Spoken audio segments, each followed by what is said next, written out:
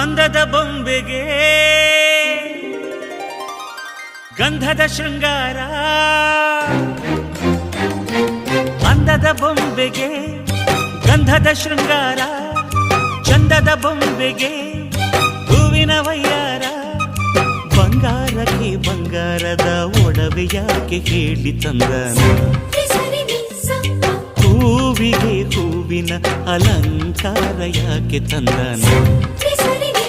ನಿನ್ನ ನಗುವೆ ಬಂಗಾರ, ಮೌನ ಅಲಂಕಾರ, ನಿನ್ನ ಅಂದವ ನೋಡಿ ನಾನು ಕವಿಯಾದಲ್ಲ. ಅಂದಕ್ಕೆ ಅಂದ ತಂದ ತಂದಾನ.